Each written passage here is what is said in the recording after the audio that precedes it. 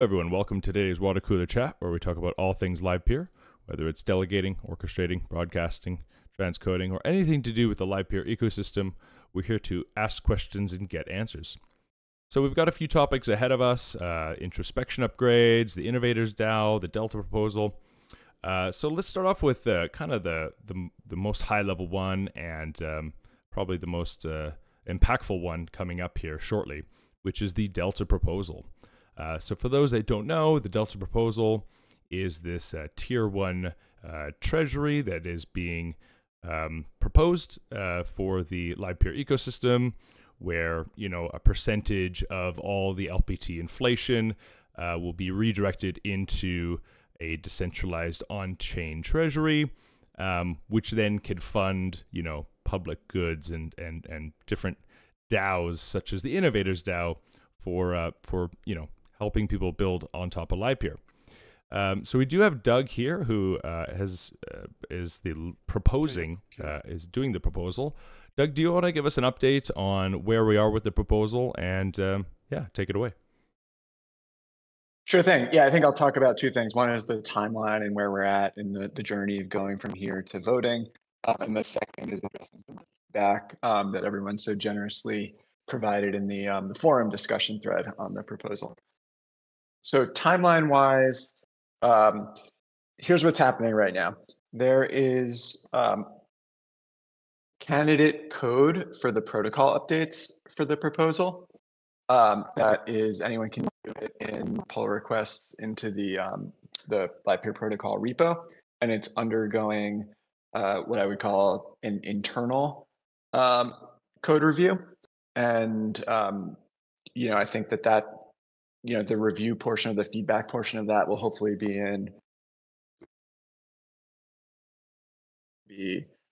addressed based on those comments of a bunch of the protocol developers who are reviewing it.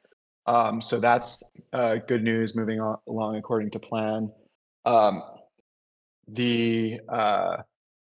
Following that, what we would do is we would move to sort of an external audit competition, and we're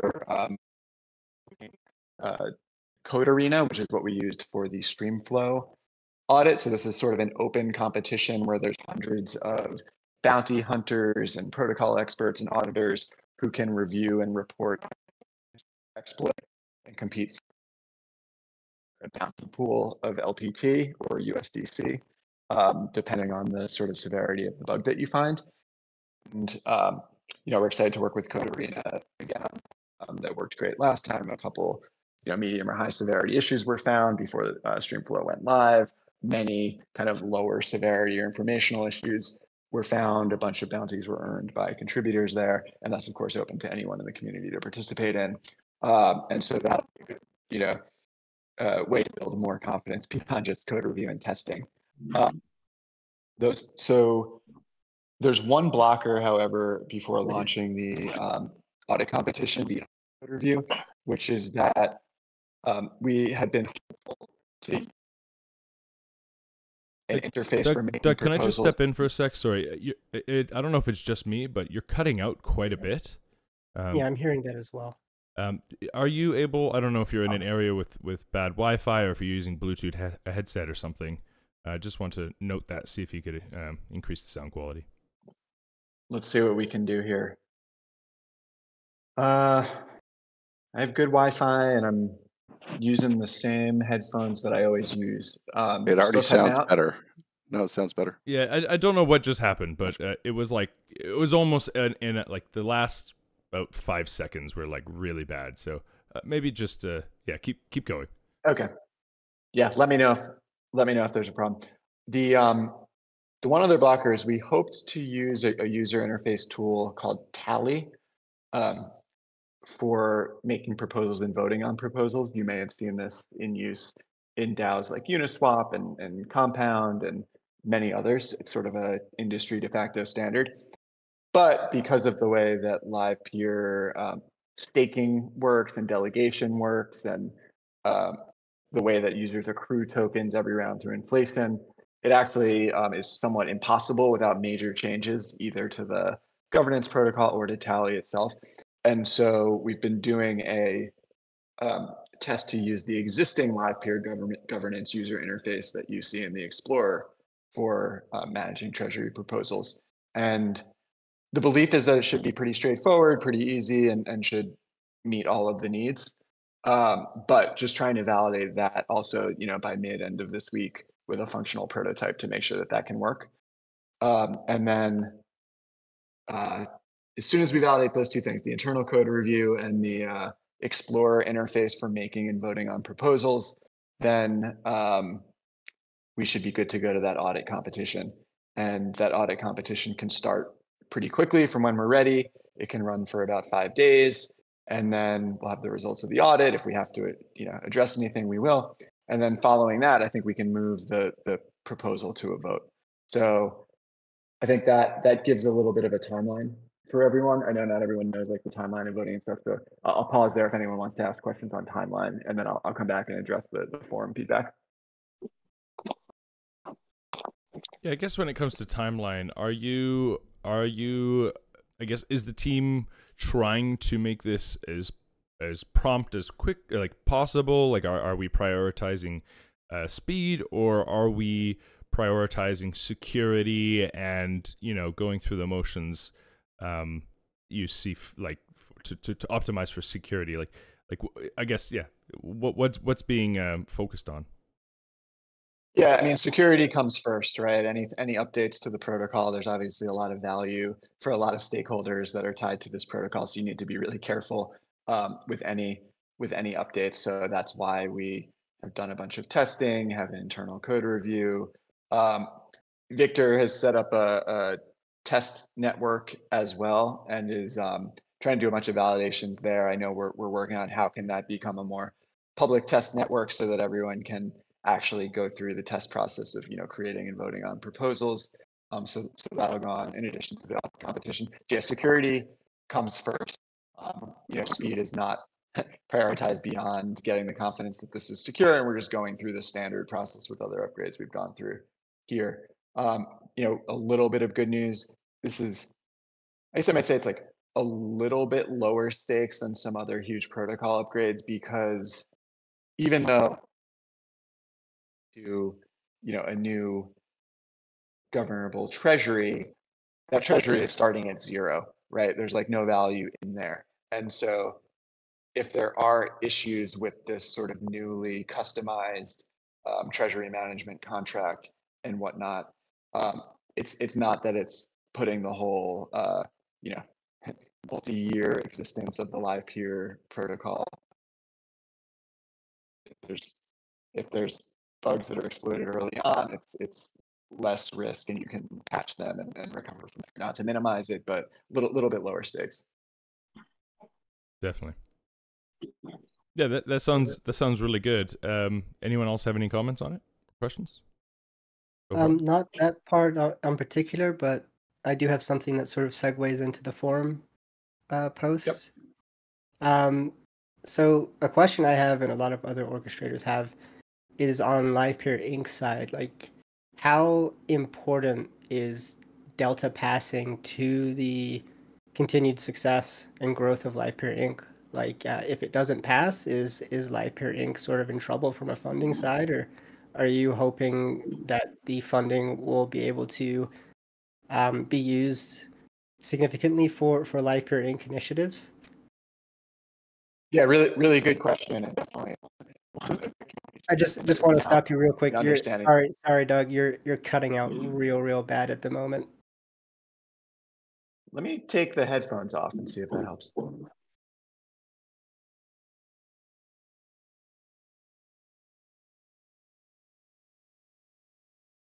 Testing. How's that sound? Yeah, we can hear you. There you go. Much better. Yep. It's better. Okay. Playing my top speaker. So I was saying, really good question. Definitely important for everyone to have that context when making this decision. So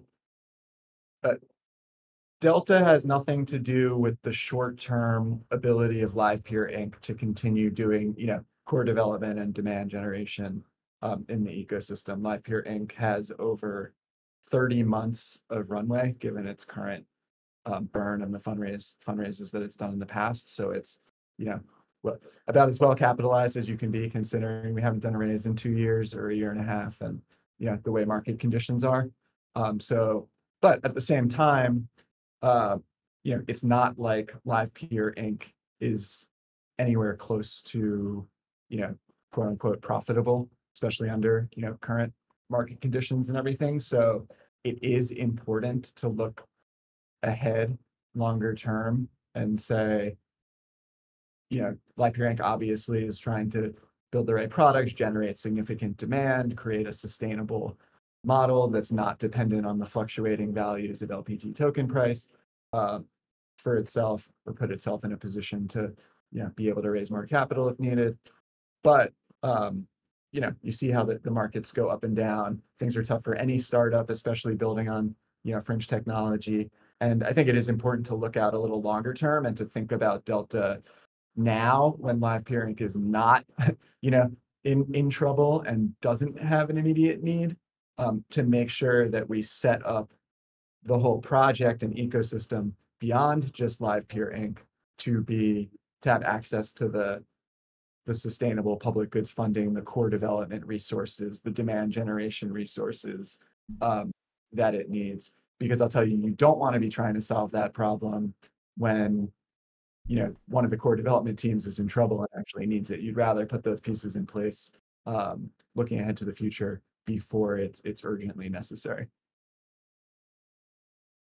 Awesome. Yeah, no, thank you for that answer. That certainly helps me, and I'm sure many others, making a decision on voting for something like this, because it was definitely a question that came up a lot in orchestrator discussions, just like, how much is this, is Delta, meant to be used for Livepeer Inc. But I think, what you said makes a lot of sense, and I appreciate it. Yeah, I don't, I'm thinking about a bunch of different types of entities, such as the Video Innovators DAO that's being built, and even, going so far as like, should there be, another like nonprofit shepherding some core development of the project and whatnot. I look at the grants program, for example. I think it's likely, the whole thing is designed so those sorts of special purpose entities can, attract the tokens in order to distribute out to the end recipients and be sustainable themselves. I do not have any, short-term expectation that Livepeer Inc. itself, which is already, holds a bunch of token and sufficiently capitalized, would be applying to the Treasury. Right. I can't say never. Like, if the project were in dire straits and that was the only source of capital for core development, sure, Inc. could do that. But certainly not in the next 2 years or anything would it be applying to the Treasury. Awesome. Thank you, Doug. Yep. Cool. So should I talk a little bit about my reactions to some of the forum questions? Yeah, let's dive into it. Cool. I probably should have reread all of them heading into this, but I think there was a common theme that I hear and understand, which is that the proposed Treasury contribution rate, that's the percent of new tokens that would go into the Treasury, of 12.5%, felt high or a little unpalatable to at least the orchestrators who talked about it and spoke up in the forum. I hear that. I understand that. What I think I would like to do is two things. One is, I'll update the proposal and reduce that a little bit. It seems sensible, and I hear everyone's opinions. At the same time, I'm hesitant to reduce it all the way down to, I think like the number 5% was thrown out. I'm hesitant to do that. I could give some reasons why. Again, I think that we need to think a little bit bigger, like I said, in longer term about, ensuring future sustainability of the project, thinking about what can be enabled via decentralization, like, multiple core development teams, multiple entities focusing on demand generation that are taking entirely different strategies, the impact of programs that can get tokens into the hands of video builders and video innovators. And so I know people have been using the grants program as a proxy. And I think the grants program has enabled a bunch of great outcomes, especially in the orchestrator and supply side community.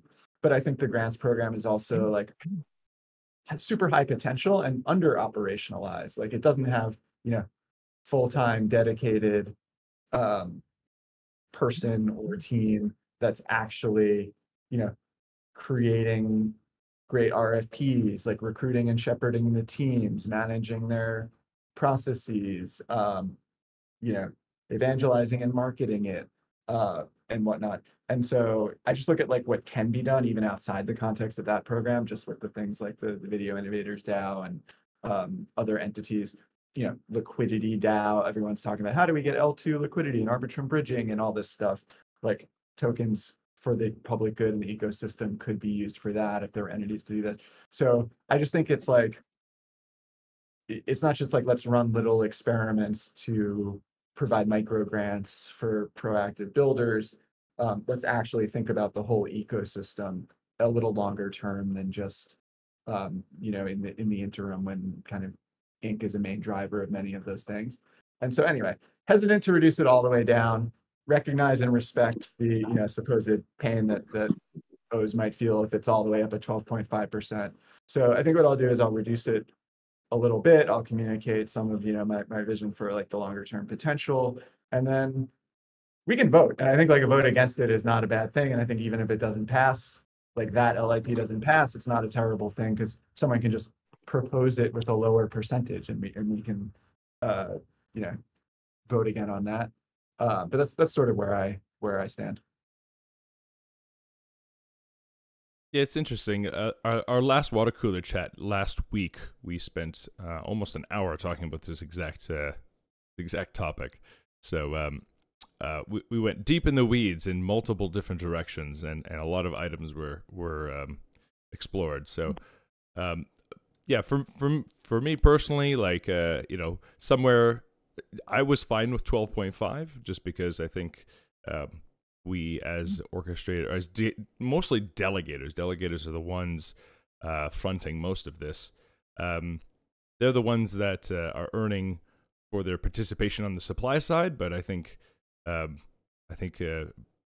promoting demand side would be of utmost importance at this stage in the game. So that's just my opinion. But yeah, does anyone else want to chime in on the percentage and their thoughts for or against, their percentages? Well, I think. Go ahead, Zip.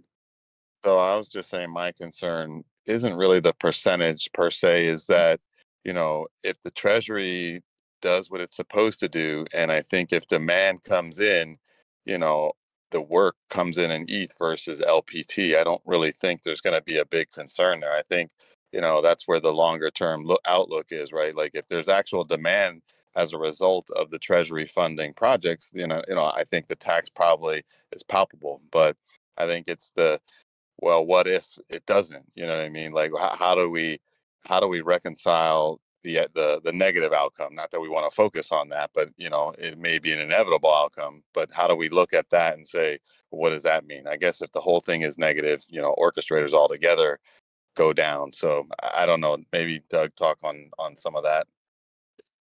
Yeah, I mean, like if the whole thing is negative, right? That would assume that no one out there has cracked the code of converting capital to demand on the Livepeer network, right? Because right now there's like, let's say there's like one shot on goal, right? It's Livepeer doing its best to create the right product for a specific market segment to drive demand. I shouldn't say there's just one. Of course, there's some others too. Xenon's building direct on the network, which is awesome. And I know a bunch of O's are experimenting with running gateways, which is awesome, right? But this Treasury should enable like more shots on goal, different ideas, different market segments, different productizations, to actually have a path to resource to be able to do that credibly. And so, like, if it's not working, we could learn and draw our own conclusions about why, but it would also enable you to continue to try new things until it works. right? Because it's sort of an ongoing, continuous path. If it ultimately, if nothing is working and there's no sources of funding, private or public, that can enable successful demand generation, I think we have bigger questions about what that says about the whole project and software stack. Another thought about this this idea of how successful the Treasury would be, I think also largely depends on the DAOs or groups that come in and ask for the funding to begin with. So like maybe the pressure isn't on the Treasury itself, but rather on something like the Innovators DAO, where now it has to perform to actually do the thing the Treasury wants. And so, Right. But that's like the point of not going that higher percentage first, because that's a lot of moving pieces, and that's a high percentage to fund it immediately off of like sort of speculation that the DAO is going to do the work and make sure it goes to the right place, in my opinion. Yeah, I mean, if this was a government and federal government, then yeah, I'd be like, yeah, we have to be conservative and slow. But this is crypto, and maybe moving fast would be important. No, I'm saying we need to move fast and be smart, and we don't need 12.5% to move fast.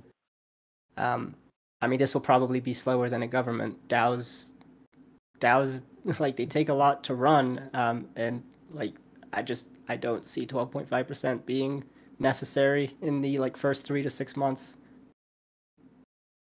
Well, these special purpose entities, these applicants to the Treasury, there's no requirement that they're DAOs, right? Like the Treasury itself is governed by all the whole Livepeer token holder base, but these special purpose entities can be efficient executing committees or individuals or teams that are just demonstratively like delivering results, and then can show those results and go back to the Treasury for more funding to amplify those results, right?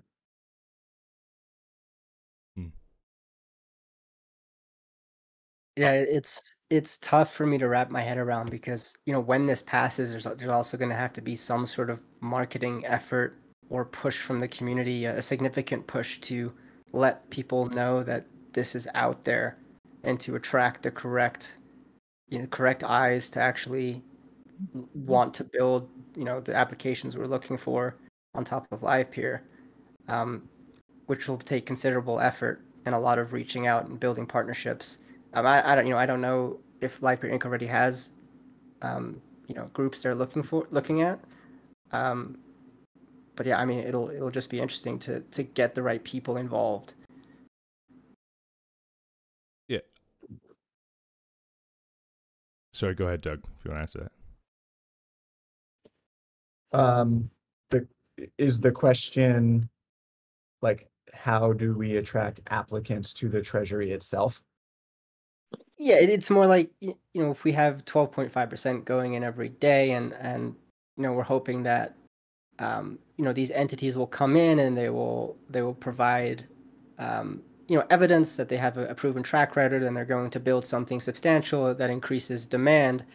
Like, how do we attract those entities, and how do we make sure they're legitimate and gonna do right with the money they're given? And like, I'm assuming it's going to be a lengthy process, and just to take 12.5% until we figure that part out seems, I don't know, it doesn't sit quite right with me personally. Like, and I know I'm coming into this late, but I just like I hear you, authority now. I think that's a fair point. I think the other thing, how are we going to get like independent individual grassroots applicants turning up in the grants program who just want to build stuff on video? Maybe they haven't come with a long detailed plan of exactly what they're going to do and exactly how it's going to benefit the project, so on, because that takes a lot of energy to get yourself into that position. But someone just coming and being like, I'm some person, build stuff with video and I have some tech skills, like how do we get like trickles of funding going to these sorts of grassroots to build things from the ground up? Just my question as well. So I know it's something that Doug mentioned a little bit earlier, was that, you know, this kind of funding and having this sort of significant amount of LPT in the Treasury is more focused on, and, you know, Doug can obviously correct me if I'm wrong. From what I understood, it was more focused on large scale like operations and projects that can be funded with, you know, the amount of LPT that Treasury will have in stock, and wouldn't really be focused on the much smaller projects that might not drive a lot of demand to the network. I don't know. I don't know if I'd want it. Yeah, I don't know if I'd want to position it that way. Like, I think it's important for the project that longer term, it's more decentralized. That means more teams that contribute to core development, more, you know, credible gateways to demand side usage of the network through different types of applications, market segment strategies. But like, I think Chris's point is also super exciting and valid, valid and interesting, in that enabling more like grassroots bottom-up experimentation through something like trickling LPTs to video builders is like, that's the perfect example of a program that one of these, we're not calling them tier 2s anymore, we're calling them SPEs or special purpose entities, can propose and run and then show the results for. So, Chris, you asked like, how might that happen? I don't know if you want to do this, but the example is, Chris would say, hey, I'm Chris. I'm running a grassroots video builder experimental program. I'd like to apply to the Treasury for 10,000 LPT. Right. My program is that I'm going to make arbitrary decisions to trickle it out little by little to, video builders that want to experiment. And I'm going right. to, come back in 4 months and report on the results. And virtual hacker house. Yeah. Yeah. Okay.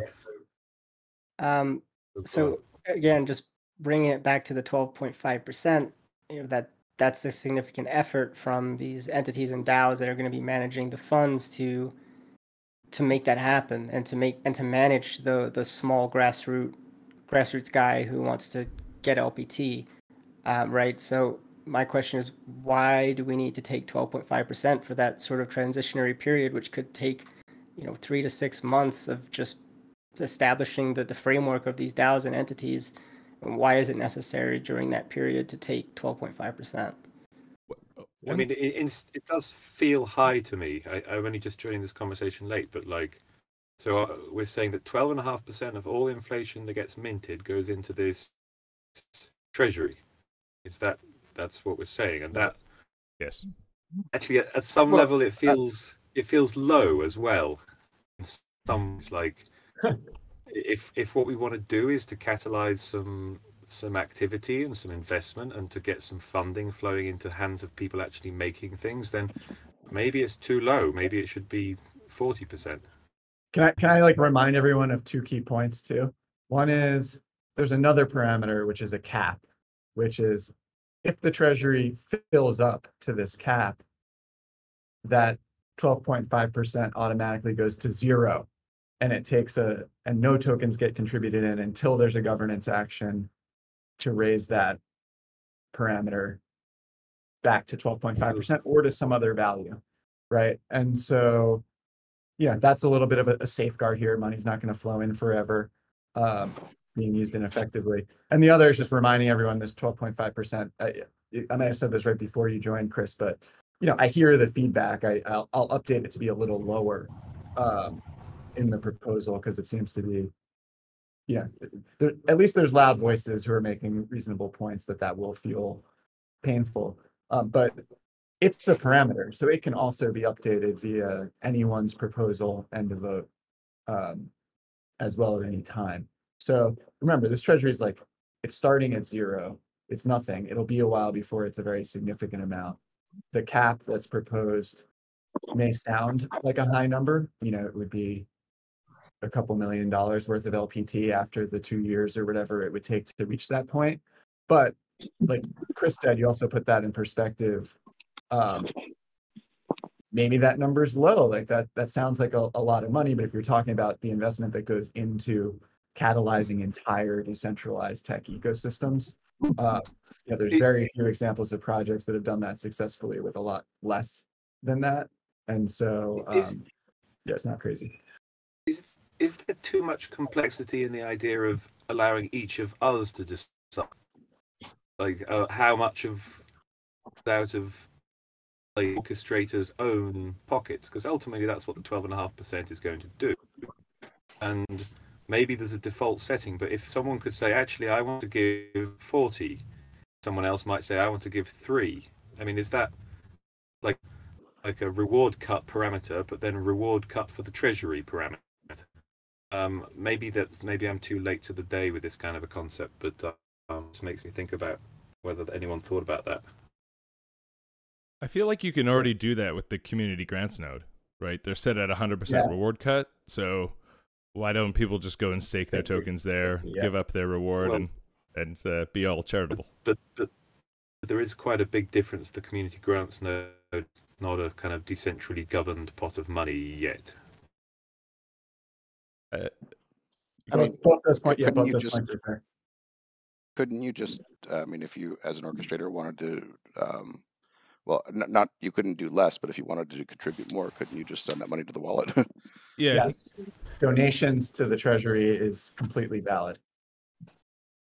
Yeah, you can just put that. Put that in your bio. I donate like half my reward cut to the Treasury. Does anyone imagine any money ever going to the Treasury from outside the Livepeer protocol? Like that the Treasury may one day receive a grant from, I don't know, the Ethereum Foundation. Does anyone ever imagine that? Or do we just imagine that Livepeer protocol is going to fund this thing and it just keeps spinning? Or like, could we one day $10 billion philanthropy from a load of people that say, is great, it's good for communication, let's make the world a better place, here's an enormous grant?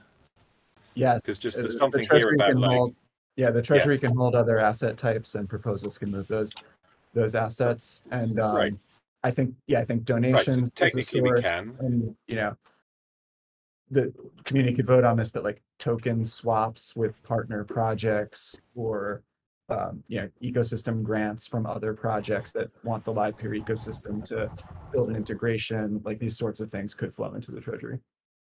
Right. I would also take an action to say, as soon as this Treasury has an address, we should Gitcoin grant up. Yep. Just as a small thing, it's a small thing from the point of view of writing something up. But it's something that just kind of, and it maybe will get little money from it, but it's the publicity and the sort of the platform that something like Gitcoin grants gives to things trying to do decentralized governance. Sorry, I'm hijacking this meeting. Sorry. I will answer your question though about the is it too complex to have arbitrary amounts contributed from each node? I'll just say. That's not the proposal that I authored or am submitting. Anything's possible, but for a number of reasons, that's probably not going to be my starting point.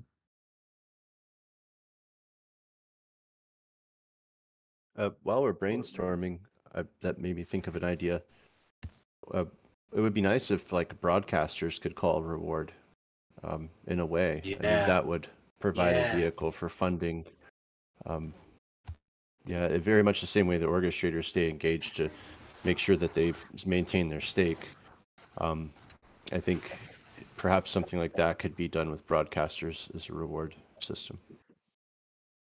I've many times, if people could stake to a broadcast and a broadcaster call reward, then I mean it probably would work, but just it would take up slots in the illustrator set.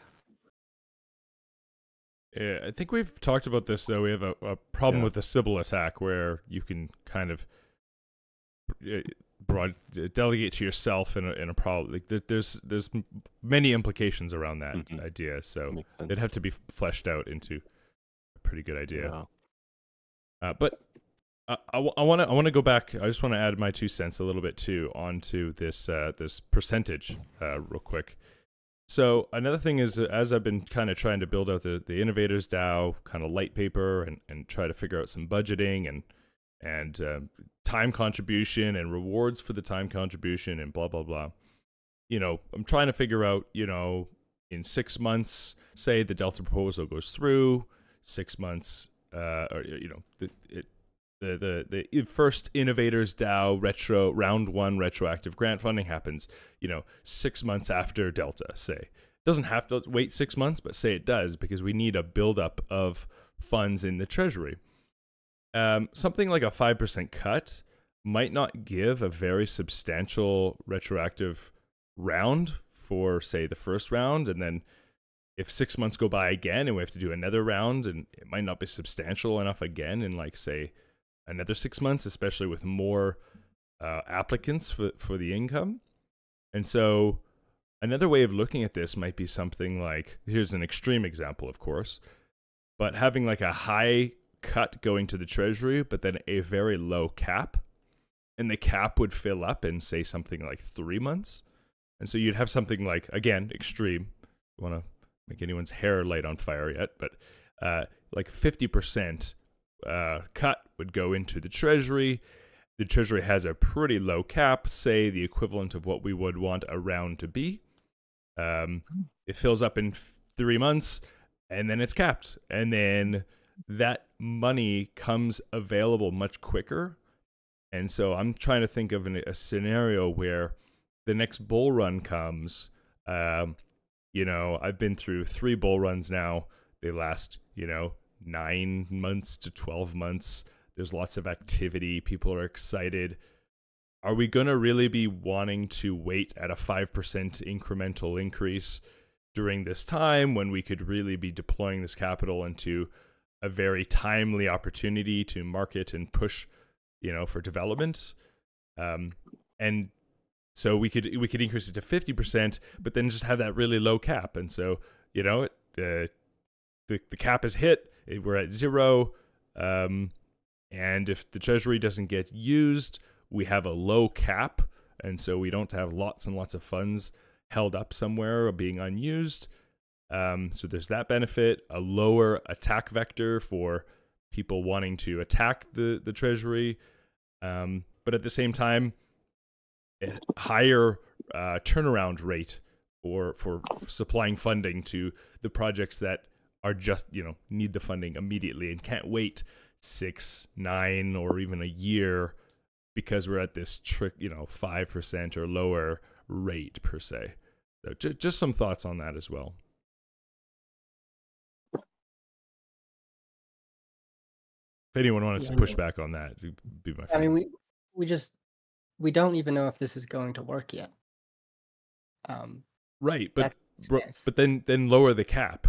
Don't lower the percentage, right? Because if it's not going to work, then just have a low cap so that it just caps out, stays low, and it doesn't work, and that's fine. And we're not, you know. Whereas if we have a high cap and a low percentage relative to it, then it's not working and it's still going. It's still building up, right? Like it's you know, it's almost better to just hit the cap and then, you know, figure it out from there. And then if we seek success, we can raise the cap and say, no, we want to continually put more funds into this thing. It's working well. We want to do bigger, larger grants, right? And the cap could be a low cap, like $50,000 worth of LPT. It could be very low, but it fills up quickly, so we can send it out. We don't have to wait arbitrarily. We have a DAO that's ready for a round. We have applicants. Like, all the hard work is done, but we're just like arbitrarily waiting for the DAO to fill up because it's just slow tap. The tap's slow, you know? Do you think that within the first 3 to 6 months after this passes that you'll be ready to fund the project? Sure. I mean, the Innovators DAO, it can do a round. If the money's there, we can do a round, right? And we can start with a low amount. But if it takes 9 months to get to the first round, then we're just waiting on the funding arbitrarily. Like, the round could be ready, the applicants could be awarded, everything could be ready for the split contract, the money to get divided up, but we're just waiting. So, yeah, is there a benefit to waiting, right? Whereas the cap fixes that problem immediately, right? 50% goes into the Treasury, and you just have a really low cap, and then, you know, we can vote to increase the cap if we like, but at least it's a small bucket with a large tap, and you just need to turn the tap on, you know, for a few seconds, and then it's full, and you know, you can go play at the beach with all of the other kids. Whereas, you know, you got this giant bucket and it's dripping in, and you're waiting for an hour, and it's just it seems like an arbitrary constraint that doesn't actually doesn't actually produce any benefit, right? So this is just some thoughts. Of course, feel free to provide feedback, but maybe the question is more around the cap than it is around the percentage. Yeah, well, percentage is important as well. Has anyone thought about commercial investors? They, end of the day, here for money. So if you're going to start taking a lot away from them, they're going to start running away with a stake. So having less stake on a network is not good for a network itself, is it?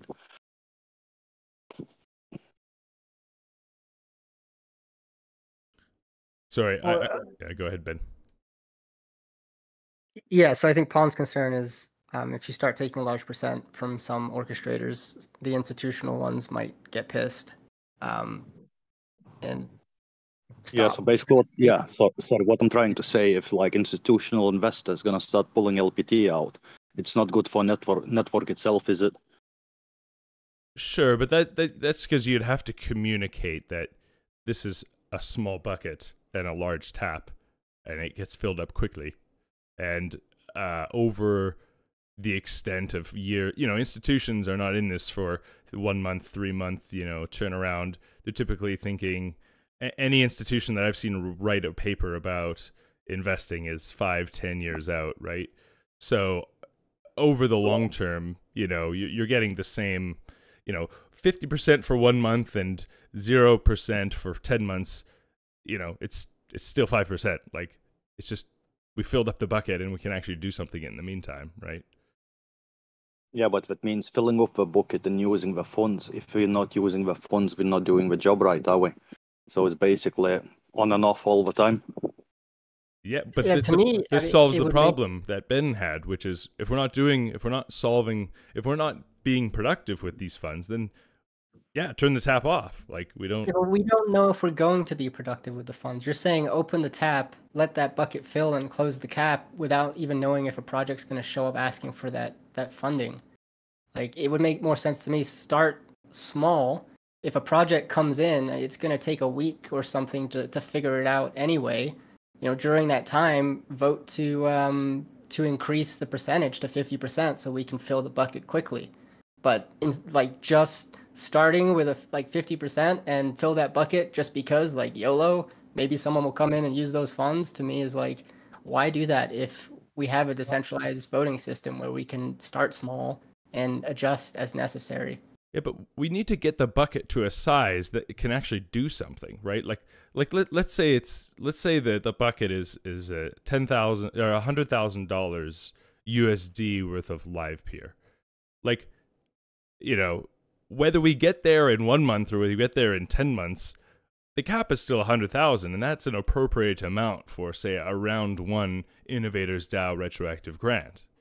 So why are we arbitrarily waiting 9 months to get to the exact same number, right? Like, in business, I run a business, you want your money to come back as quickly as possible, not because you making more money. The point is that it's available. It's available, and available capital is better than not available capital. And it doesn't mean that we're going to use more or we're going to start funding projects that don't deserve it.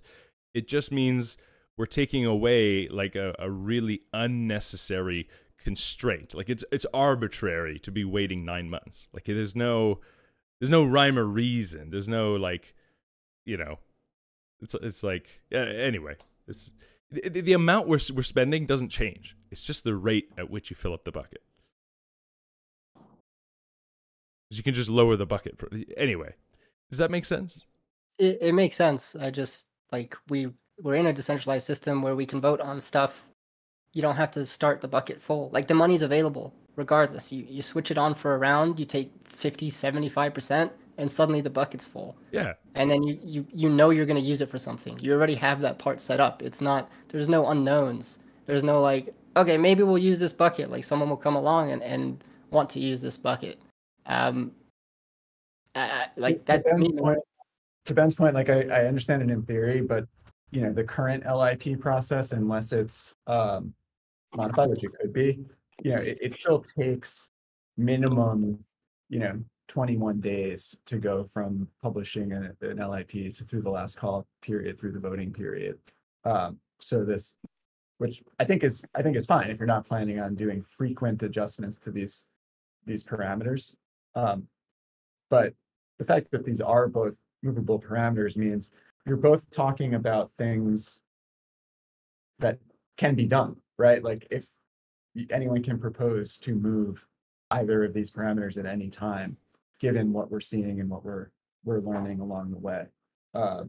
So I don't know how much it is talking about like the initial state of the network versus just brainstorming and ideas for how we could react based on what we see happening. So here's another example of the large tap, small bucket theory.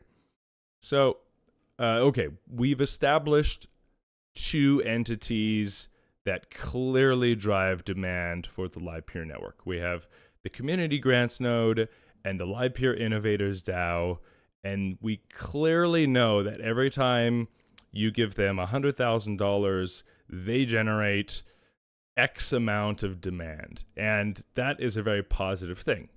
Awesome. And it's been like 5 years. Wonderful. Okay, so we've become more mature. Now the innovators DAO wants to ask for funding for 100,000, and the cap is say 100,000. Okay, so but the treasury on the community grants is run out too. So we both are applying at the same time, right?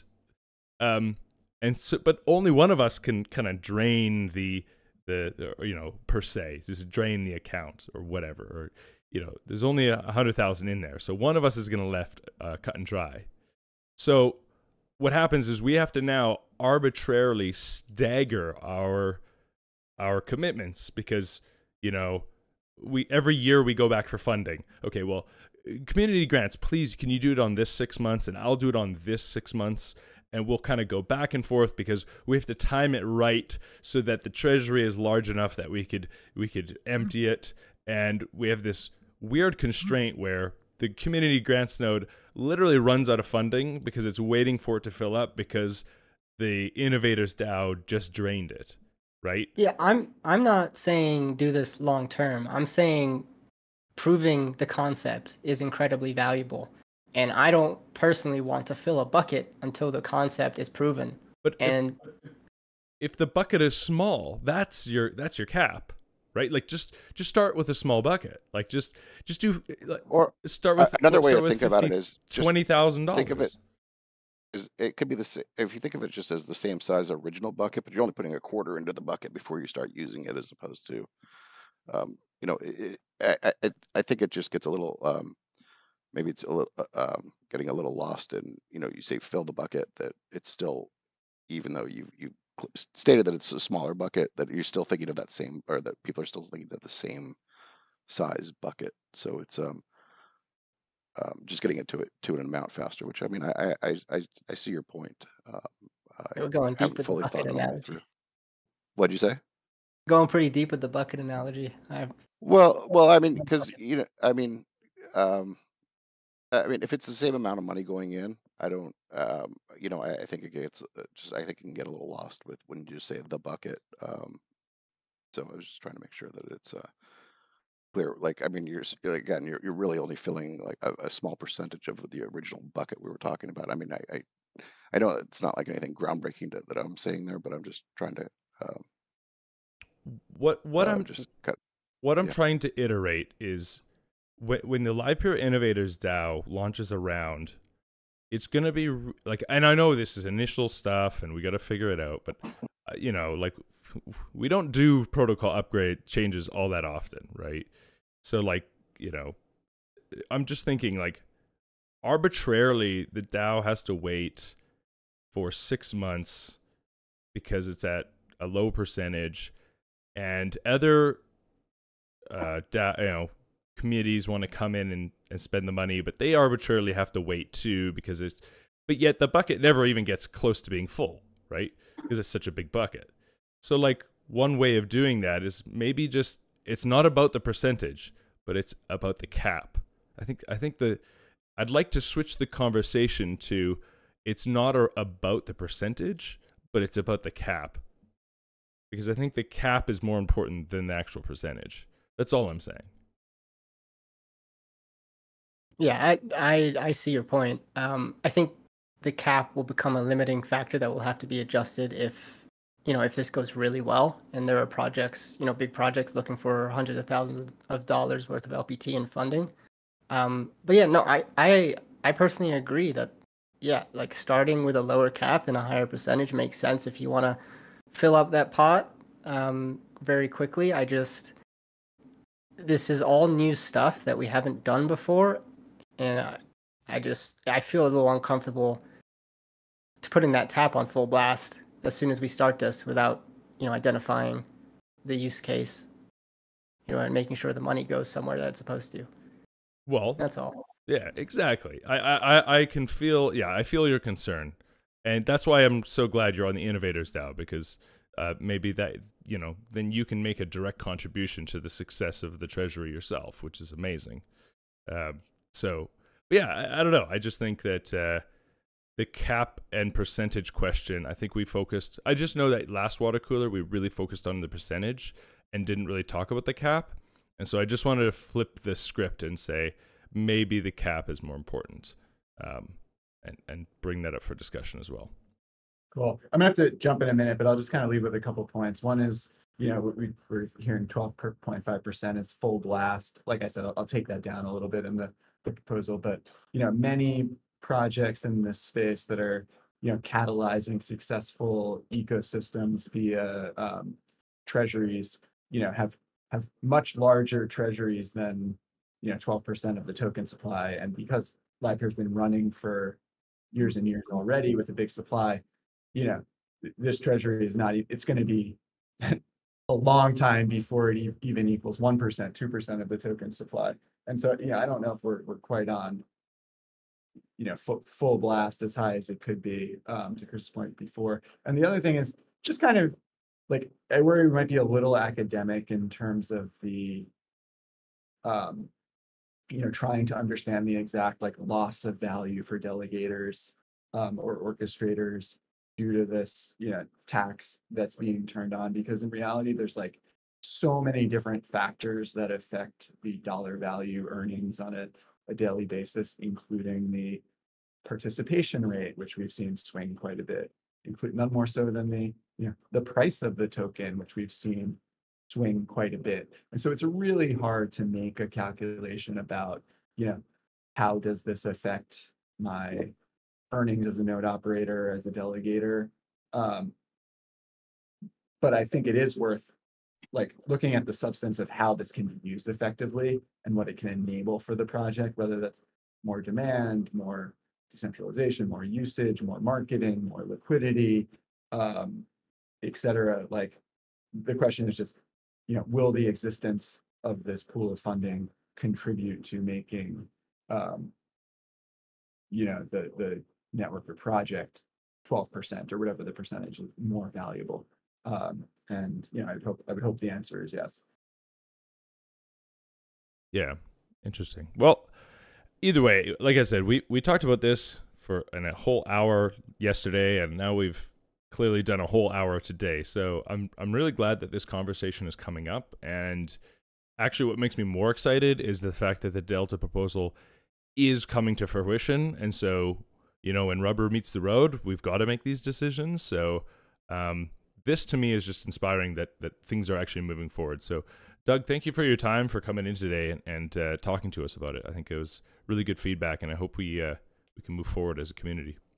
Sure thing. Quick question. Hey, is the Innovators DAO, is that the name of the DAO in progress? Yes, that it was the winning name, according to the people in the DAO. And now we are running a logo contest. So we are just trying out a joke DAO again for just its simple ease of use. So we're doing a logo contest, and then I have the light paper draft ready. And so as soon as we get the logo done, I've got also the website up. We should be to do our inaugural vote, hopefully at the end of this month, adopting the light paper logo and name. So Love it. We'll see how it goes. Awesome. All right. Thanks, everyone. Good talking to you. I'll talk soon. Yeah, thanks, Doug. Bye, Doug.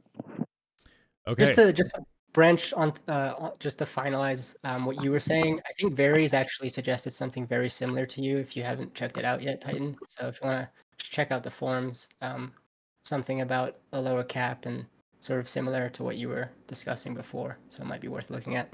Oh, good to know. Yeah, I've been a little MIA. I did a bit of work on the DAO, but I haven't done much commenting or reading on the Delta proposal. So, yeah, I'll have to catch up along that.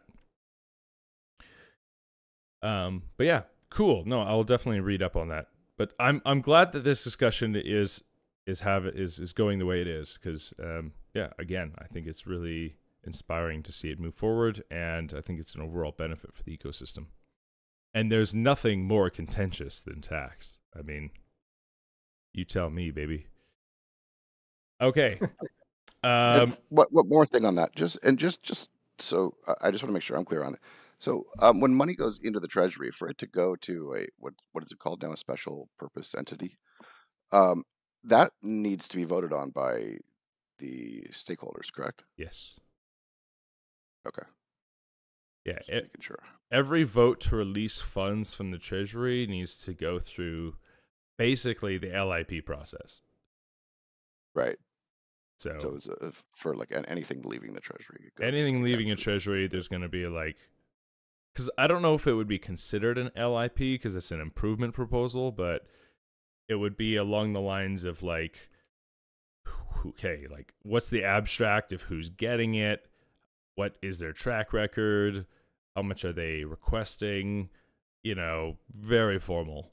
What lump sum? You know, blah blah blah, and then and so for the Innovators DAO, the way we're gonna propose our funding is that it doesn't actually go to our DAO; it goes directly to a list of addresses that we have proven deserve it, right?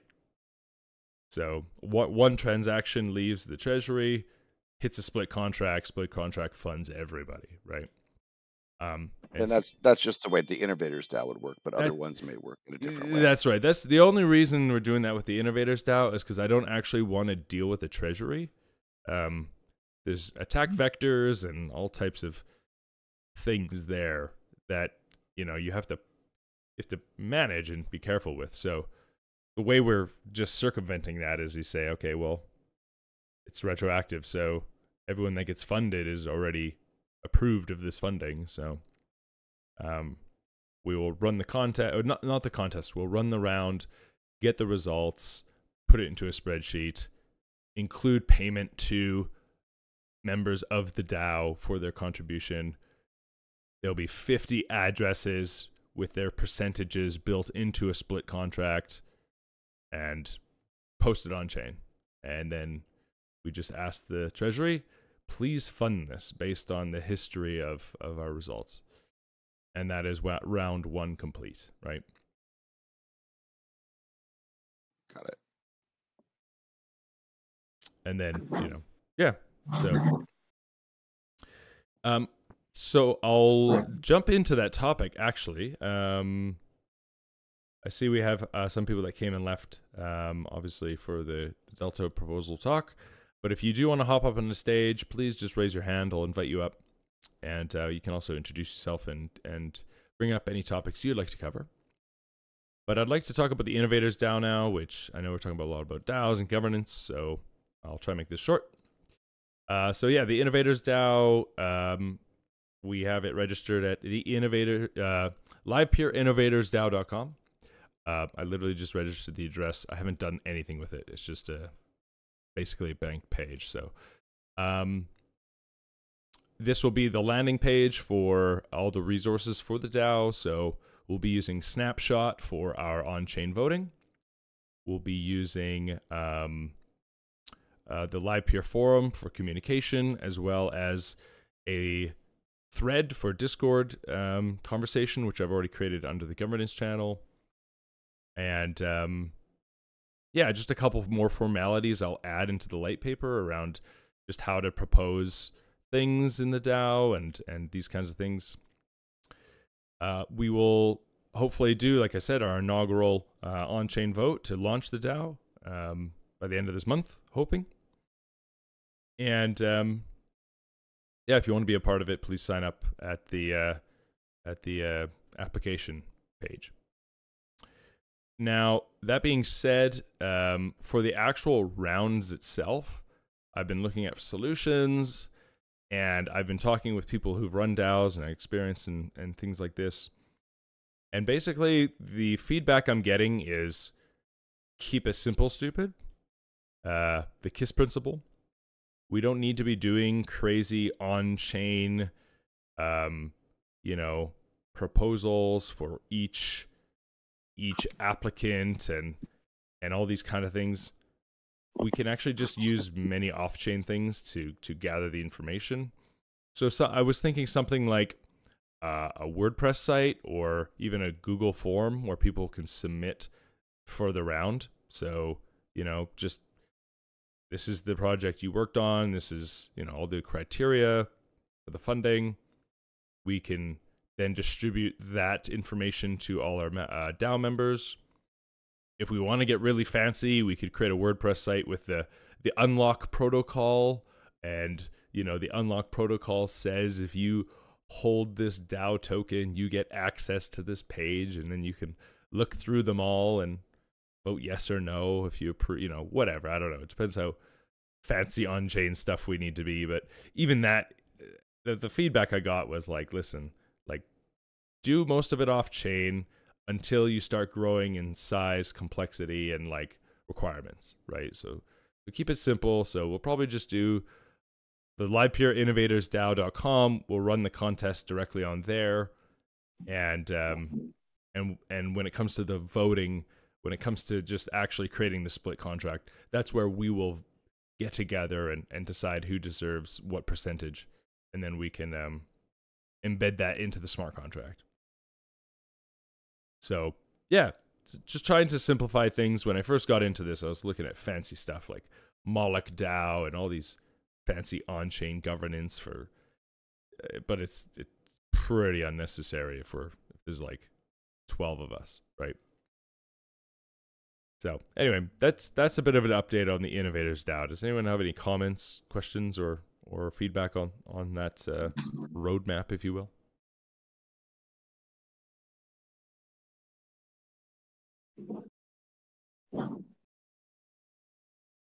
I'll probably need to do a bit of WordPress development when we do launch the website. So if anyone else, wants to do graphical, maybe like a video, I figured like a video splash page on the back might be a nice feature, you know, some graphics. I'm pretty good with WordPress, so it'll be pretty easy to like just put the things where we want them, but might be nice to spend some time to make a nice looking website. Other than that, all the tools I'm going to be using, I'm trying not to create any new tools. I'm trying to use existing ones. So yeah, that's that. Like I said, any comments or feedback on that, or is everyone pretty happy with that so far? Sounds good to me. Very good. The bear has spoken. Okay, let's move on to the next topic, which was about the introspection upgrade. So what we've been seeing is lots of great information from the broadcasters. I know there's been some tools that people have put out. Marco put out like a Grafana dashboard, which I find hard to use. It's hard to look up my own stuff. So I wanted to first start off with some feedback on what people have been seeing with the introspection upgrade, and then I'd like to dive into this like tools that we can use or build for us orchestrators to really start utilizing the information. So does anyone want to jump in with what they've seen so far? I know there's some comments in the orchestrator channel about it, but yeah. Anyone want to take it away? Well, I mean, as far as what I've seen, I'm surprised at just certain streams how many times they get sent through the network, and I'm assuming unsuccessfully because they keep jumping from orchestrator to orchestrator, and sometimes for even a day or more. So I thought that was interesting, and that may bring up an issue of there might, and I think this is also a problem that Xenon had running, Catalyst, is that there should be some sort of a timeout or something where if a stream isn't being able to successfully be transcoded, it should probably stop trying.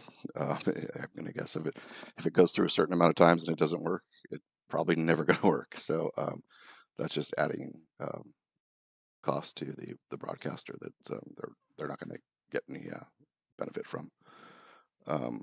So I found that to be kind of just enlightening to see that.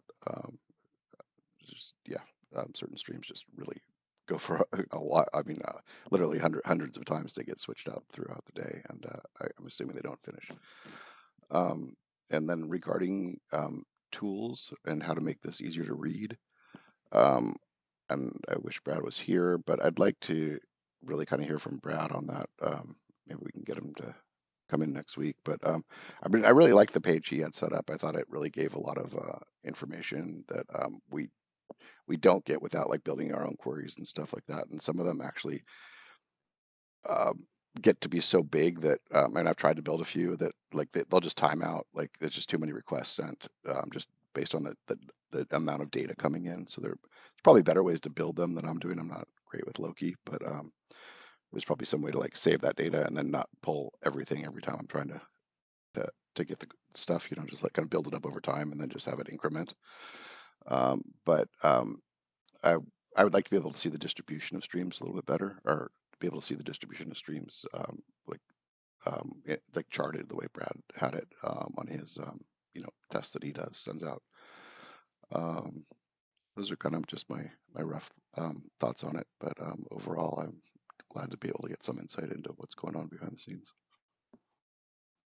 Yeah, I'm hoping we can just plug Brad's dashboard into the information, and then is that possible? I don't know the status of. I mean, probably something at least very close to it or similar. I don't know. I haven't spoken to Brad in a little bit, but I don't know if he submitted the PRs to add some of the. I know that the way it was released it wasn't capturing all the same data that Brad was capturing. So I know he was going to put in a PR to add some of those parameters, but I don't know where that stands right now. So some of that stuff's just not being either collected or shared right now. So but as far as like if all that data is there, I think most of it could be transferred over to something like what Brad's dashboard was. That would probably make it easier for most people. Definitely. I wonder if so yeah, like obviously I'd love to see Brad's dashboard, but it seems like Marco's dashboard has like a lot of similar statistics. I don't know if it has all of them, but it definitely has the swap ones. Are we able to? Yeah, one of the things that ahead. Marco's doesn't have, at least as far as I remember, and I'm going to pull it up right now and take a look.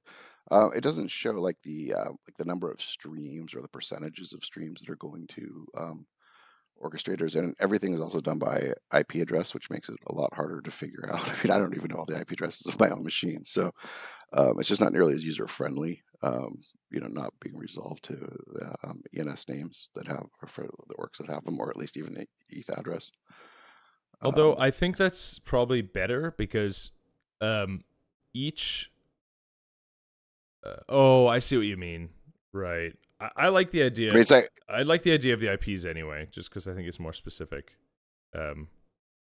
Because well, you still have regions. You still have it by region, so you can still have it broken down by region. But it's just harder to read for me personally. I mean, again, I'm starting to know all my IP addresses now because I've been looking at Marco's, and I'm like, oh yeah, that's my IP address.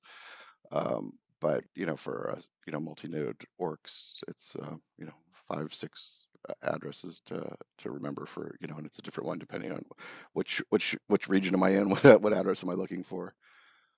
And then I would like just to be able to see a better comparison for the entire region of how the stream breakdown went. I liked on Brad's how it has the percentage of streams that each org received, where on Marco's we can get a number of streams, but not really a breakdown. right. And we don't know the stake and all that kind of stuff, which is just, to me, interesting stuff to see. Mm-hmm. Yeah, the only thing, I mean, I'd like to see it by ETH address or whatever, but the problem with that I found is, if you have load balancing and stuff, your ETH address doesn't, the way the dashboard of Brad's, you don't actually know if it's going to the right, which node it's actually going to, if you have load balancing, right? If you have 2 nodes in one region, whereas this way you can actually see the IP address, so you know exactly which node it is, and your geolocation is working, because otherwise, if you see your Frankfurt node show up on your London node on the London report, then you could say, oh hey, that was a load balancing, that was a geographical balancing issue, and so that could be good to identify different issues. I mean, and again, you could, I think maybe having both then could work. I was kind of taking it from a point of view that you're assuming that your load balancing is working properly, and you could probably check your logs and confirm that. What I would like to do is add just a Grafana dashboard onto my current orc node, which is just querying. Crypto Traveler, could you put yourself on mute? Crypto Traveler, are you with us? Sure. Awesome, no worries. What I was saying was, the dashboard, you could just query that node IP address, and then just have your own little swaps dashboard built into your Grafana. Yeah, which I actually built something like that for myself, and I actually moved it then out to a separate one because it was just pulling in so much data. It was slowing everything down for me, and a lot of times even timing out. It is it's I mean, depending on what you're looking for, it can pull in a lot of data. Again, like I said, I actually had it on my dashboard for myself just to see my swaps and things like that, and I then moved it to a separate dashboard because it was just probably also slamming the Livepeer server too. But for just my own stuff, it was slowing everything down. During my a standard 1 minute refresh rate, it couldn't pull in everything it needed to do. Oh, So really? I do have a query something for to that. consider. I do have a query for that I could share that might be more performant. It seems pretty That would be lightweight. awesome. I use That would be count over time, and then it breaks it down by New York or Midwest or LAX of how many. I could just get a count of swaps in any given time range, 6 hours or whatever, and that's been pretty useful. I've got that internally. Yeah, if you could share that, that would be awesome, because I had it where it was doing by the day, and then if I refreshed it, it would just basically pull in the whole entire day again, and it's just that it was filtering out, based on all the data. So I'm sure that, like I said, I'm not very good with Loki, but I had something that it works, but it's I can tell it's struggling. Yeah, I wish mine was more of like a graph or a chart or like a gauge or something, but it does what it needs to do. And I've got two different ones. One's that just shows swap logs. This is pretty easy, just filter by the contains, and the other does the contains with a count over time that you can see by broadcasters. That's useful. Yeah, I'll share that. And one thing I've seen on Brad's side too, he's been working on like a dashboard for those tests that run. And I know we have one orc that's been having like the first segment's kind of slow, and then the next run really well. And so he actually even has a dashboard where you can see just the first segment of the tests and how long that took. And those have been pretty interesting to look at. But I haven't developed anything myself that's like, Livepeer wide, just more or less individual IPs. And that's the other thing about the query I've ran. It does go off of like just an IP, like we're talking about. So, but one of the things I think that'd be good to look at would be, transcode time, if we can get those into the Loki logs.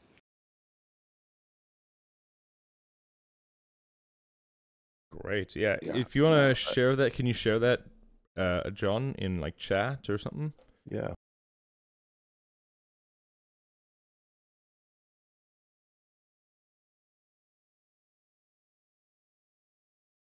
Cool. Yeah, I'm pretty stoked on this. I actually started changing my pool to be more strict when I started seeing all the swaps. But then I started reading that the swaps might be just this one stream bouncing around that no one can do. So then I was like, am I adjusting for something that's not necessary? Well, that brings up something interesting about, I don't want to get too far off topic, but with the blacklisting of orchestrators, or sorry, of orcs from broadcasters based on swaps, there needs to be some sort of check built in to see, is the stream has it been swapped between like X number of orchestrators, and maybe then you ignore that as far as a blacklist, because it sounds like then it's there's something wrong with that stream and it's not the orchestrator that's not performing. Oh, that's a good point. I never even thought of that. Because originally we were talking about the selection algorithm including performance from other streams, and saying, hey, like, we're gonna save your performance from another stream to see if you qualify for the next stream, which it currently doesn't do, from my understanding, right? Correct. So therefore, what if someone is sending bad streams and then all of a sudden people are getting kicked out for something that nobody can transcode? And are the streams apples to apples? Are they 1080p to 480p of the same bit rate, of the same like the whatever the other things are? I don't even know what other settings are, but like, are these even apples to apples? And so therefore, can you really judge someone's node based on the performance of something that, I mean, even sending the pixels that are like out of range, I get that error sometimes, and it's like, does that slow down the transcoding, that it's throwing this error that the pixels are out of range, and then therefore you're not sending it back fast enough, and it's like, yeah. Maybe that's actually a bad implementation, is this idea of judging new streams based on other streams, because not all streams are created equal. You're talking about just the performance, not if it swaps out, but just like, I think as long as you can get them back in real time, then that's probably, or at least a percentage of real time, whatever is decided on, that's probably good enough. But when you are working with real world streams versus a test scenario or test case where you know exactly what you're sending out, there's going to be some variance in there and things that you just can't control as well as, because we ran into this with Video Miner with testing and not even testing, ranking transcoders based on how well they're performing on real world streams. And again, just like you were saying, depending on what kind of stream's coming in, you're going to get a lot different amount of pixels encoded per second and decoded per second, and real-time ratios and all that changes a lot. So we've been talking about actually sending out test streams. So maybe it's something that it's not decentralized, but maybe something that Livepeer wants to do, where they set up, you know, if it's a test stream, maybe it's just a zero cost stream that's automatically put into the protocol. Where if it's a test stream that meets whatever criteria, there's they don't have to pay for it to keep testing, but at least you'll get better better data to be able to, if you want to rank it based on performance. Oh, that's interesting. So, have you guys accidentally jailed good performing O's or T's because they were getting bad segments to begin with? Yeah, definitely. Oh, And then what happened? interesting. Then we had a whole system where like everyone gets jailed, and we basically everyone gets a free get out of jail card, and then we start the whole thing over again. So then you've got, you know, transcoders that would which wouldn't normally be receiving a certain stream, because we also rank, you know, if you're getting this type of stream, then those will only go to these, you know, these, we have different tiers. So like, you know, if it's a harder to transcode stream, it would only go to a, you know, a higher tiered transcoder, but everyone restarts over back at 0. So it kind of starts the process over, and it's definitely not as simple as you run into a lot of things when you actually start doing it in the real world, compared to how you theoretically how things are going to work. Very interesting. Oh, I never even thought of that. I do a strike system, so you have to get 5 strikes before you get jailed, essentially. So, but you can work your way out of strikes. So, it's yeah, no, it's similar also with us too. We will send also test streams out to someone who is jailed, and it's honestly there's been so many iterations. I don't even know exactly where it stands right now, but yeah, there's a lot of different elements that go into you know, how you get penalized. I mean, like we no longer include the first segment because that takes longer, and it doesn't you know, match up with the way the rest of the stream's working. So there's just, I mean, it's every time we think we have it down, there's a new little thing. We're like, oh, and then what about this? So it's a ever evolving system. And you guys were having issues. Well, Authority Null, he jumped into the Discord over at Titan. He's NVIDIA changed their the amount of streams they're allowed on the default card, and so Livepeer no longer detects whether your machine is patched on startup. So we had a cross miner. We had a guy from Video Miner. Yeah, no, I know who you're talking about. Yeah, and his patch was failing on mine, but he was still working on yours, and I was like, oh, yours is definitely not patched, because it wouldn't fail my test if it wasn't patched. Like, and so yeah, you might end up with people who can only do 2 streams before they run out of memory.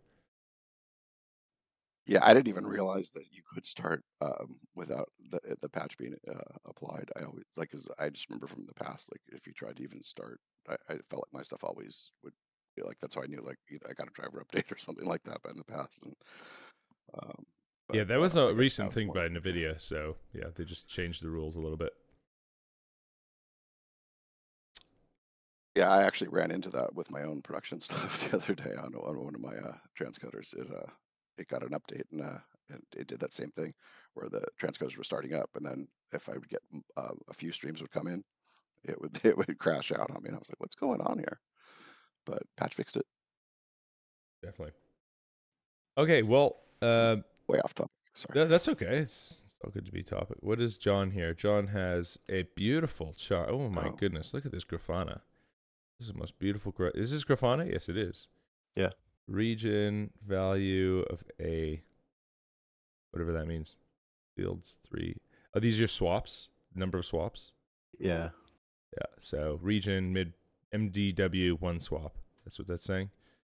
Right. And this is based on what time frame you choose? Or yeah. Yeah? Oh, yeah, that's based nice. off whatever time frame you select. Do you also have one for, can we figure out what manifest ID that swap was? Because I think I'm sure that's possible. It's on Marco's dashboard, but that would be nice. See, I like your dashboard way better because I can actually read what the heck is going on.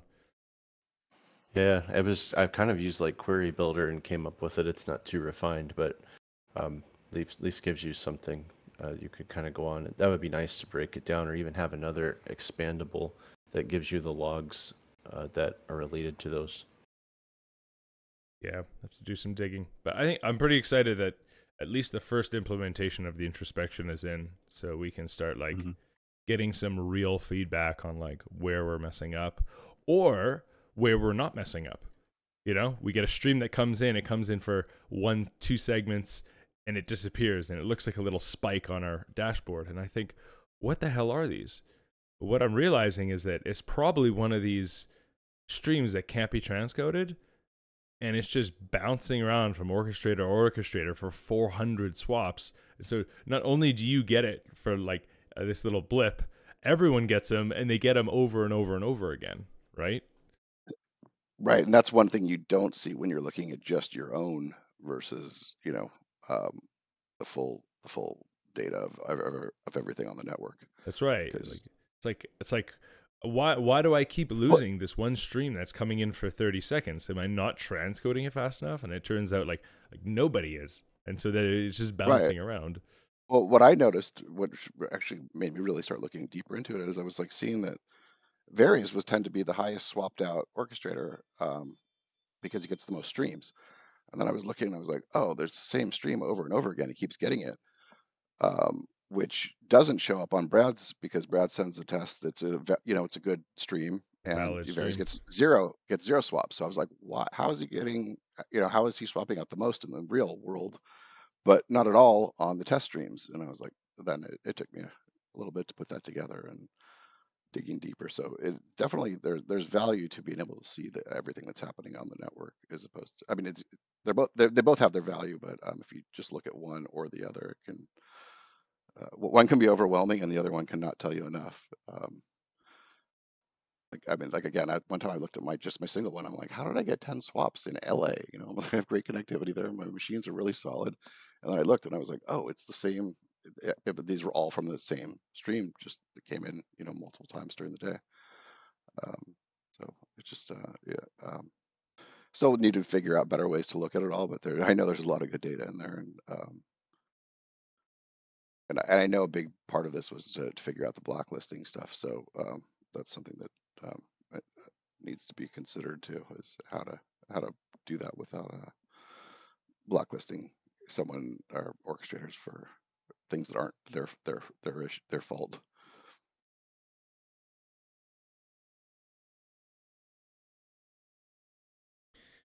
There you go. Okay, well, we've gone through lots of topics. Any other updates from the introspection upgrade? Thank you, John, for sharing this, by the way. I'd like to maybe start digging through some more queries that we could do to start beefing it out a little bit, and then maybe we can just keep adding on. Maybe this just replaces what Brad had built, but this is a good starting point just for our own information. Maybe Brad's is really good for you for like an overall health of the network, like seeing like how many swaps and comparing against different orchestrators. But this one would clearly give a lot of information into like your own orchestrator, showing like each different region, how many swaps, and then it'll show like, just a lot more detail. Yeah, that's the idea behind it. Definitely exciting to see all the broader view being developed there. And this will be useful for anyone who wants to troubleshoot their own stuff. Yeah. So basically what we're saying is Marco's dashboard, where it shows that I have like 6 swaps, is not accurate, because there's probably just the same 6 streams. Or like, obviously there might be one in there, but you should be able to look and see. I'm not going to dig through that right now. It's going to take too long. Yeah. I didn't mean to right this minute, but yeah. Cool. Just sit in a room and introspect. Right. Yeah. Drink a cup of coffee and introspect. Sounds amazing. Yeah. Cool. All right. Do we have any more topics we want to go through?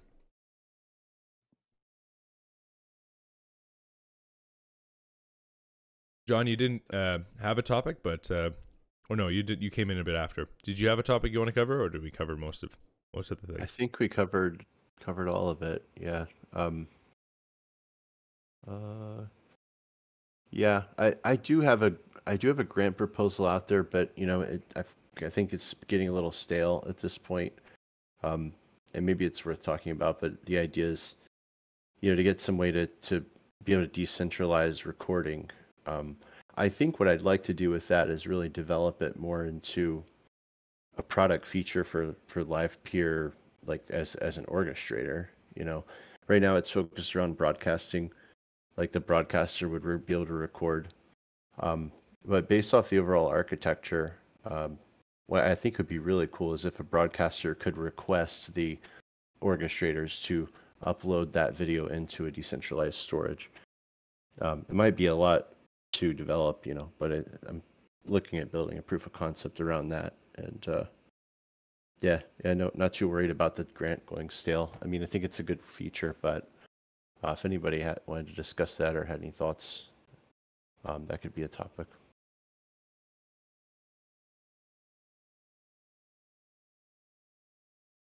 Yeah, unfortunately, I'm not too familiar with. Is that the implementation of Swarm that you're looking at doing?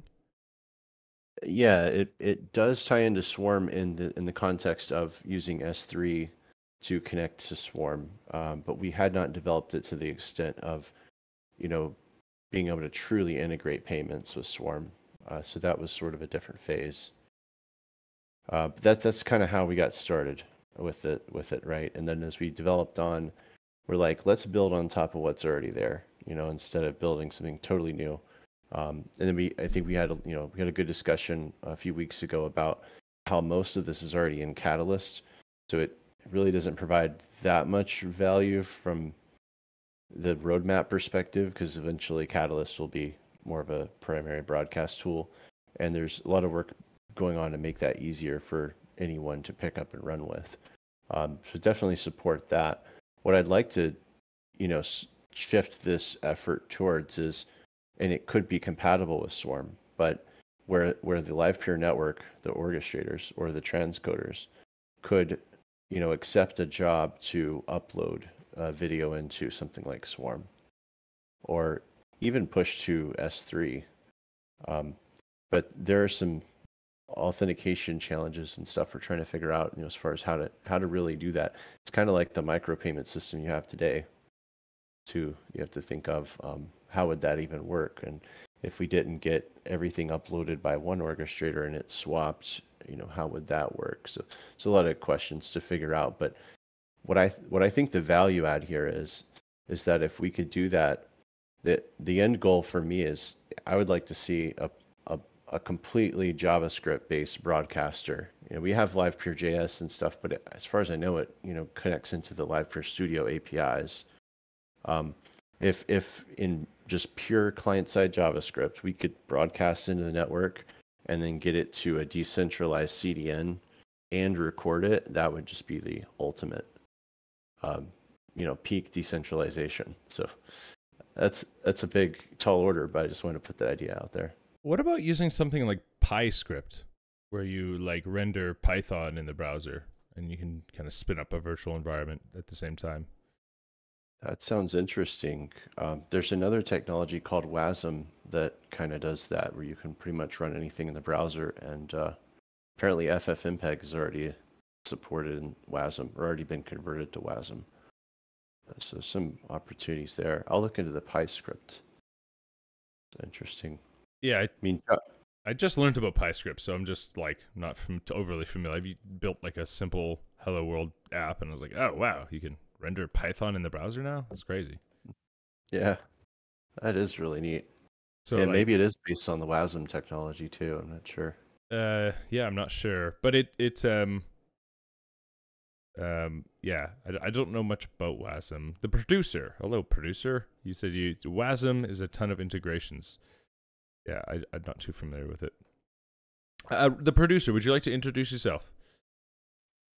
Oh, yeah, I've just been working with John, and my questions were actually already just covered by John just now. So I don't have any further questions, but I've been working with him on the Swarm integration, as well as trying to achieve some of the goals on his roadmap and push along the road milestones on the grant that we have in place right now. So that was it. And John already covered everything I was going to ask, so I'm good. Thanks for the time, though. Oh, it's great to chat. We haven't talked in a bit, so I'm definitely curious to what areas you were looking at. Where the progress is. I know Protobox has some S3 integration with Swarm, right? And that's what we were working on. Yeah, just curious about where the tie-in is, because this part of what we were doing does connect into Swarm, and so I think what I've developed so far for the grant would be a value add to that effort as well. But we are kind of in limbo, it seems, with trying to figure out where the best place to put this is, because you could easily, with that type of a S3 interface to Swarm, you could use Catalyst and Studio and just take it out of the box. The only thing that you would have to fit in is the payments piece. So my grant kind of went a little stale, but interested in your thoughts in the roadmap too. Yeah, that's I think the most complicated piece, or at least from our perspective as well, is the payments portion. We definitely will have to coordinate pretty closely on that. But yeah, we'll definitely be trying to pull you into some in the future to organize that a little bit better. Yeah, I've been attending some of the Swarm calls, community calls, just try to understand how their payment system works, the postage stamp concept, and what type of contract or whatever would be necessary to make all this click. But kind of like what I outlined earlier, I think would be great. S3 provides some place to start. We've proved, I think, that we can live stream over the Swarm decentralized CDN, so to speak. It's a matter of how do we get the segments there and how do we pay for it. So if S3 is kind of already solved for because the Catalyst already does it, I think the big value add will be providing it on the orchestrator side for the Livepeer network, that you could just utilize it, and then the rest of it could probably fit right together with what you've already been working on. Yeah, I agree. Cool. Fort Koonsman says, curious, what is more performant? Sorry, it must have been a few seconds ago. What were you looking at for performance? Joey, are you with us? Mr. Koonsman? Cannot hear you if you are talking. Maybe he's talking about WASM. Yeah, that sounds about right. That would be my guess, but just a guess. Definitely. Cool. All right. Well, do we have any other topics we want to cover while we are here? I think we've covered most of them. Introspection. Cool things. No mic for some reason. Yes, it happens to the best of us. Sorry to hear, sir. Okay, cool. Well, we've been at this for an hour and 45. We covered many topics, and yeah, good to see some really cool things. So, producer, thank you for joining us on stage as well. Great to have you, and it sounds like you're already working with John on stuff, so please come back anytime to these water coolers. It's great to have you, as well as Crypto Traveler, some new people in here. Great to see you. We will be back next week with doing some other stuff. Quick shout out, real quick. We're doing the Livepeer Innovators DAO logo contest logo. So please submit a logo or share it on your social for people to submit logos. See if we can get ourselves a nice little logo. I mean, heck, do whatever you can to submit some logos. Hopefully we get some more options than we did with the naming contest. And then we can actually do proper voting. So It's going for a lot longer. The naming contest only lasted like a week. I decided to do the logo contest for 3 weeks. So we'll see what options are out there. So yeah, share it. And I think I have the link in the Livepeer Innovators DAO thing there. Yeah, well, that's it for this week, and appreciate you all being here. We'll see you next week. Cheers. Cheers. Thanks, guys. Bye-bye. Thanks, bye.